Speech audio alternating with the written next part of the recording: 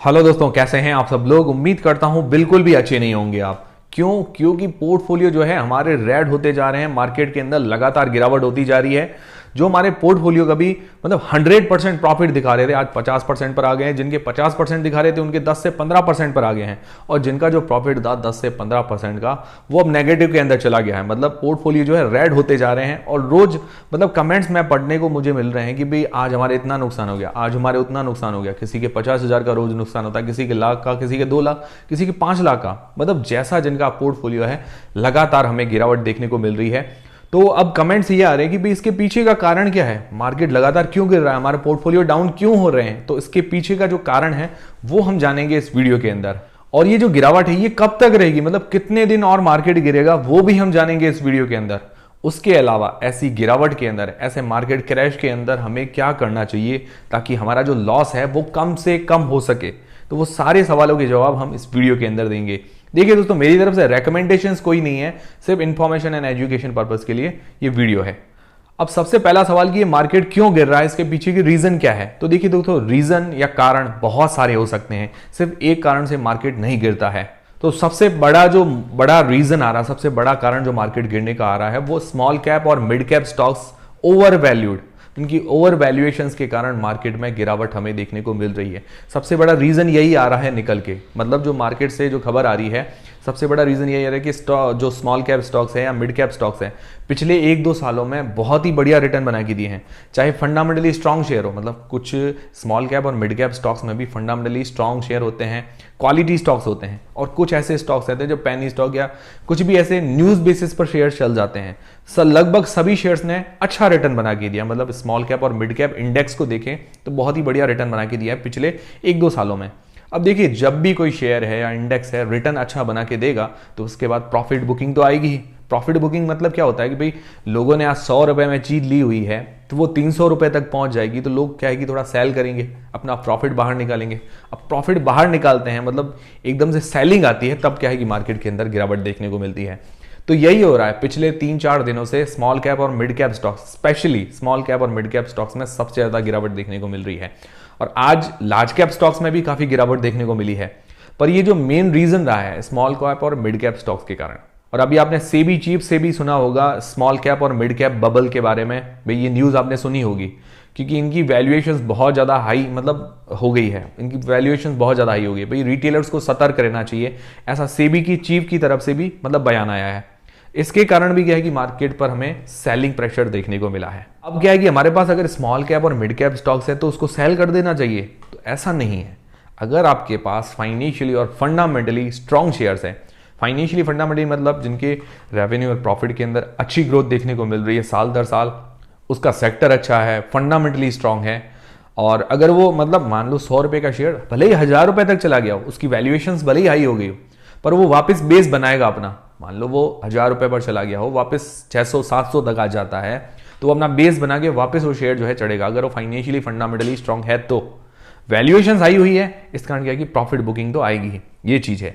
अब आपके पास अगर फंडामेंटली वीक शेयर है, न्यूज बेसिस पर शेयर चढ़े हैं, जिनके फाइनेंशियल्स वीक हैं, हर साल लॉस जनरेट होता है, और न्यूज आके भाई 1 रुपए का शेयर जो होता है 10 रुपए चला गया है, तो ऐसे शेयर से हमें बचने की जरूरत है। मैं बाय सेल का नहीं कह रहा हूं कि भाई बाय कीजिए सेल कीजिए, ऐसा मैं कुछ नहीं कह रहा हूं। मैं आप बता रहा हूं अगर आपके पास अच्छे स्टॉक्स हैं तो ज्यादा घबराने की जरूरत नहीं है। देखिए, गिरावट आएगी, गिरावट तो आती है। मार्केट कभी एक लाइन के अंदर नहीं चलता है, भले कोई भी स्टॉक हो एक लाइन के अंदर नहीं चलता है। ऐसे ऐसे करके चढ़ेगा, ऊपर जाएगा नीचे आएगा, ऊपर जाएगा नीचे आएगा, ऐसे करके ऊपर चढ़ेगा। तो कभी भी एक सीधी लाइन तो खींचेगा नहीं। अब एकदम से बढ़िया रिटर्न दिया है पिछले 1-2 सालों में, भाई कोई भी स्टॉक्स ने अच्छा रिटर्न दिया है, तो वापस क्या है कि सेलिंग प्रेशर भी आएगा, सेल भी होगा, वहां से प्रॉफिट बुकिंग होगी, फिर वापस अपना बेस बनाएगा। जैसे हमने आपको कहा कि भाई 100 रुपए का शेयर अगर 1000 रुपए तक गया है तो वापस बेस बनाएगा अपना, 600-700 के लेवल पर आएगा, फिर वापस क्या है कि बाइंग आना शुरू होगी, मार्केट संभलेगा, तब वापस क्या है कि वो और तेजी दिखाएगा। तो ये चीज है। दूसरा, अब सेबी चीफ की तरफ से बयान आया है, या मिड कैप स्मॉल कैप जो स्टॉक्स हैं उनकी वैल्यूएशंस हाई है, तो म्यूचुअल फंड की तरफ से भी खरीदारी अभी कम आने को देखने को मिल रही है, या इंस्टीट्यूशनल इन्वेस्टर्स हैं उनकी तरफ से भी खरीदारी हमें कम देखने को मिल रही है। सेलिंग प्रेशर ज्यादा देखने को मिल रहा है। इस कारण भी क्या है कि मार्केट के अंदर गिरावट देखने को मिल रही है। तीसरा रीजन यह है कि मार्च के अंदर जनरली गिरावट होती है। हाँ, हल्की फुल्की गिरावट होती है, पर इस साल काफी ज्यादा गिरावट देखने को मिली है। उसका रीजन मैंने आपको बताया कि पिछले एक साल में मार्केट ने बहुत अच्छा रिटर्न बना के दिया है, तो अभी सेलिंग प्रेशर मार्च के अंदर ज्यादा देखने को मिल रहा है। और काफी जगह ऐसी भी न्यूज है कि भाई एडवांस टैक्स पे करने के चक्कर में, भाई मार्च के अंदर सब लोग क्या है कि एडवांस टैक्स पे करते हैं ताकि ब्याज ना लगे, उसके चक्कर में भी अपना पोर्टफोलियो वगैरह सेल कर रहे हैं और टैक्स पे कर रहे हैं। तो कुछ जगह ये भी न्यूज़ देखने को मिल रही है। और चौथा जो एक मेन रीजन आ रहा है, भाई अभी इलेक्शंस भी आने वाले, लोकसभा के जो नरेंद्र मोदी प्रधानमंत्री के जो चुनाव होते हैं वो भी होने वाले हैं। तो इसको लेकर भी जब इंस्टीट्यूशनल इन्वेस्टर्स उनको असमंजस रहता है। असमंजस कैसे कि भाई नई सरकार किसकी आएगी। हालांकि अभी स्ट्रांग जो पोजीशन बनी हुई नरेंद्र मोदी की सरकार आने की संभावनाएं नजर आ रही है, तो वो कंटिन्यू रहती है। तो क्या है कि जो भी इंस्टीट्यूशनल इन्वेस्टर्स है वो पिछली जो भी योजनाएं हैं उस बेसिस पर वो अपना इन्वेस्टमेंट कंटिन्यू रखेंगे। पर क्या है कि अभी कंफ्यूजन है, तो काफी लोग क्या है कि पैसा निकालते भी हैं बड़े इंस्टीट्यूशनल इन्वेस्टर्स। भाई सरकार अगर बदल गई तो कुछ नीतियां चेंज हो गई, कुछ योजनाएं चेंज हो जाएगी, भाई इन्वेस्टमेंट उधर उधर हो जाएगा। भाई योजनाएं अलग अलग जगह होती है, भाई रेलवे की अभी काफ़ी योजनाएं आई है, अभी सूर्योदय योजना आई है, जैसे इंटरिम बजट आया है। फिर क्या है कि बाद में अगर नरेंद्र मोदी की वापस सरकार आती है तो पूरा फाइनल बजट आएगा, उसके अंदर और नई चीज़ें आएगी, नए सेक्टर में पैसा जाएगा। तो वो भी है, काफ़ी लोग वेट भी कर रहे हैं पैसा लेके। तो ये बहुत सारे कारण होते हैं मार्केट गिरने के, एक कारण नहीं होता है।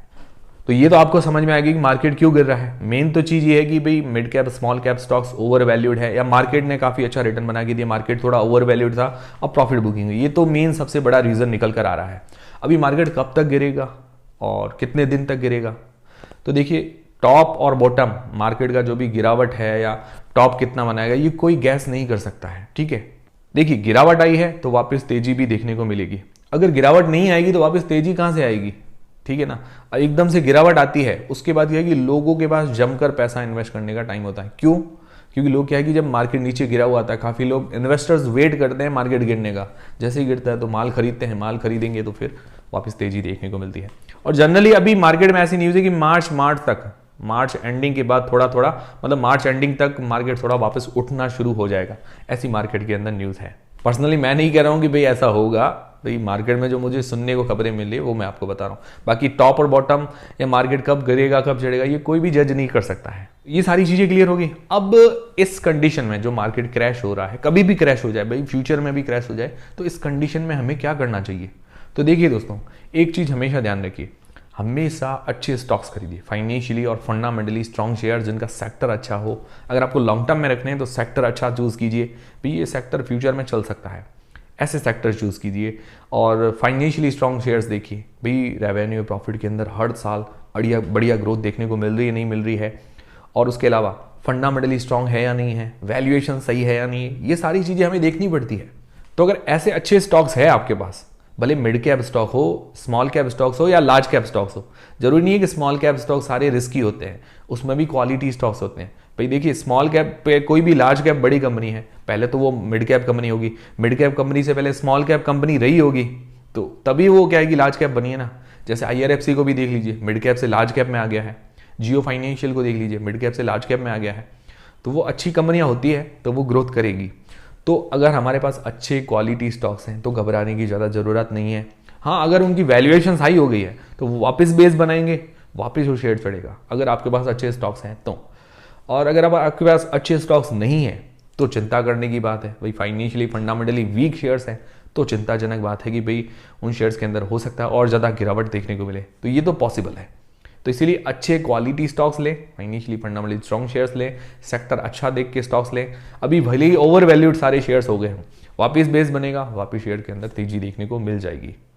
और हाँ, जब शेयर बढ़िया रिटर्न देता है, भाई 2 गुना 3 गुना 4 गुना 10 गुना रिटर्न देता है, तो थोड़ा बहुत हमें प्रॉफिट भी बुक करना चाहिए, हमेशा ये ध्यान रखना चाहिए। मान लो कोई भी शेयर हमने 100 रुपये में लिया है तो 200 चला जाए तो थोड़ा बहुत प्रॉफिट ले लीजिए। इससे क्या होता है कि भाई मार्केट में जब क्रैश आएगा या गिरावट आती है तो उसका फायदा हमें मिल जाता है, हमारे पास एक्स्ट्रा पैसे बच जाते हैं। और देखिए कभी भी आप इन्वेस्टिंग करें, आप इन्वेस्टिंग अगर करते हैं लॉन्ग टर्म इन्वेस्टिंग, तो हमेशा कोई भी आपको अगर शेयर खरीदना है तो 10% 20% अमाउंट इन्वेस्ट करके खरीदें।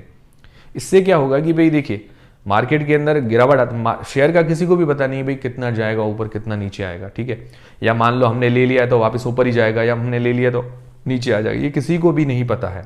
तो इसीलिए क्या है कि अगर हमारे पास एक्स्ट्रा पैसा होगा, मान लो हमें 100 रुपए के शेयर लेने हैं, हमने 20 रुपए के शेयर ले लिए, फिर गिरावट आएगी तो हमारे पास 80 रुपए होंगे वापस इन्वेस्ट करने के लिए। एक साथ पैसा डाल दिया तो हमारे पास पैसे नहीं होंगे। इसीलिए मैं हमेशा कहता हूं कि 10% 20% अमाउंट के साथ इन्वेस्ट कीजिए, या किसी शेयर पर ज़्यादा भरोसा है तो 50% अमाउंट के साथ इन्वेस्ट कीजिए। तो ये स्ट्रेटेजी क्या है, सही रहती है। फिर क्या है कि मान लो गिरावट आती है तब हमारे पास एक्स्ट्रा पैसा बचता है। तो ये चीज़ है। तो अभी जिनके पास अच्छे स्टॉक्स है तो ज़्यादा घबराने की जरूरत नहीं है। मंदी आई है तो वापस तेजी भी आएगी, ठीक है, तो ज़्यादा चिंताजनक बात नहीं है। और हाँ, अभी आपको किसी शेयर्स पर नज़र थी कि भाई ये शेयर हम खरीदेंगे, तो वो शेयर अब वो सस्ते हो गए हैं, वो आप उस पर ध्यान रखिए, तो उन पर आप फोकस बना सकते हैं। अच्छे अच्छे शेयर्स काफ़ी हैं जिन पर लोग क्या है कि लेने के लिए तरस रहे थे, तो उन पर आप अभी नज़र बना के रख सकते हैं या उनको खरीद सकते हैं। तो ये मौका है, बाद में मौका नहीं आएगा। और खरीदना कैसे है, 20% 30% अमाउंट के साथ, ज़्यादा अमाउंट इन्वेस्ट ना करें एक साथ। तो सारी चीज़ें क्लियर है। उम्मीद करता हूँ ये वीडियो देखने के बाद आपकी सारी चीज़ें, सारे डाउट्स क्लियर हुए होंगे, ठीक है, और तसल्ली भी हुई होगी, भाई शांति है, गिरावट आए भले ही 10-15 दिन आने दो, कोई टेंशन वाली बात नहीं। अच्छे स्टॉक्स है तो ज़्यादा घबराने की जरूरत नहीं, वीक शेयर्स हैं तो घबराइए, ठीक है। अब तसल्ली आ गई होगी मुझे पता है, और शांति भी हुई होगी।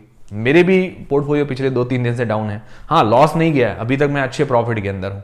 मतलब मेरा पोर्टफोलियो मान ले 20-22% आज प्रॉफिट के अंदर ही है आज, तो ज़्यादा चिंता वाली बात नहीं है। और अभी भी मैं थोड़ा बहुत इन्वेस्ट कर रहा हूँ, जहाँ अच्छे स्टॉक्स दिख रहे हैं जिन पर मेरी नज़र थी, मैं भी इन्वेस्ट कर रहा हूँ। आप भी इस तरह से कर सकते हैं। तो उम्मीद कर रहा हूँ हमारा वीडियो, हमारी जानकारी आपके लिए काफ़ी हेल्पफुल रही होगी और शांतिजनक रही होगी, शांतिजनक रही है। तो वीडियो को लाइक जरूर करें, चैनल को सब्सक्राइब कर लें। मिलते हैं दोस्तों अगले वीडियो के अंदर।